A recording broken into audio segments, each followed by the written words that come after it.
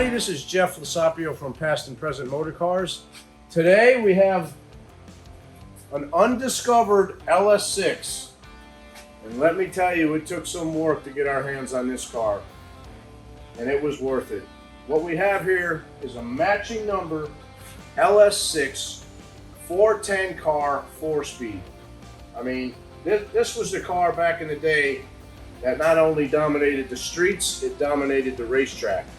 Come a little closer and we'll look at the engine compartment. As you can see, it has some day 2 mods. And I left the alternator down so we could actually show you guys that it's actually the original motor in the car, which is truly unbelievable. And because it's a 410 car, it also came with heavy duty cooling.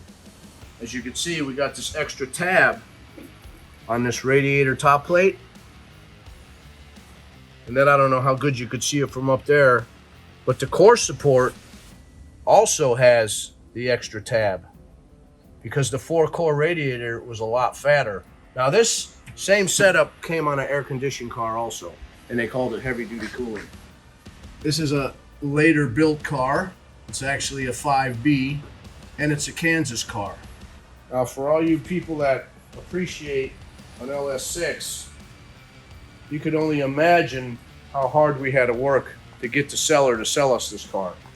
I mean, it retains a lot of original GM sheet metal, still has the original interior, original door panels, seats. I mean, they're completely different than this aftermarket stuff. As you can see, the previous owner, he liked the T-handle on the shifter. Another day 2 mod. Interior is just amazing. And you can see that this is one that had Malibu on the door panel. For you people that don't believe that it actually happened, there it is. Now what I want to do is I want to take this car up in the air and I want to show you guys some of the unique things that came on a 454 car. Here's something else I find truly incredible. Let alone this car being a real LS6, which mysteriously there seems to be more LS6s out there than the factory actually made. Original caliper, original single crimp brake hoses.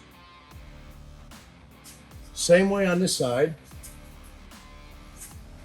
You can see it's the original caliper, which is a 700 and the other side's a 701. Still has the single crimp brake lines. I mean, this is stuff you don't see anymore. Unbelievable. And if you come over here, you can get a better shot of the core support. Like I said, this is heavy duty cooling only.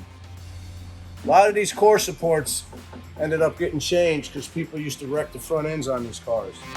Still has the Muncie, the factory Muncie linkage. I mean, that's unheard of. People used to throw that in the garbage because they used to miss gears. And another unique quality about a 454 car, it came with 1330 U-joints, which is actually a stronger U-joint, and it looks like it still has the plastic injected U-joints, which is amazing. And something else unique to a 4-speed car, I don't get to show you guys that this much. See this loop? This is a good way to tell if a car was a real 4-speed or not. So if anybody ever tries to tell you the car was a real 4-speed, I mean, a lot of times this loop broke off, but a lot of times it's still there. That's a good way to tell. And it still has the reverse lockout. Truly incredible. And check out the floors in this baby. Look at the floors in this car. And another thing, while I'm under here, before I forget, guys, see how this car has 2 fuel lines? Now I got a January LS6 at home, single fuel line. Because of the build date on this car, which is 5B, it has 2 fuel lines.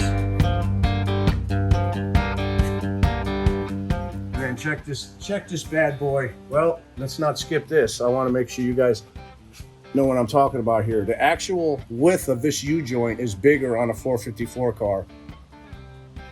And you can see the plastic injection there. And then because I'm a stickler for high performance, there's your stamping on the rear end.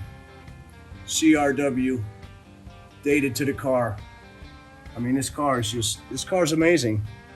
As you can see, it's got some day 2 mod still on it, ladder bars, airbags in the springs. I'm sure this car was probably a heavy hitter on the streets and the drag strip. And the fact that it still has the original motor is hard to believe. Now, the owner that we got this car from, he claims it only has 33,000 on it. Of course, I don't really have no way to document that, but when you see the original drive shaft in the car, it makes you wonder, and original calipers.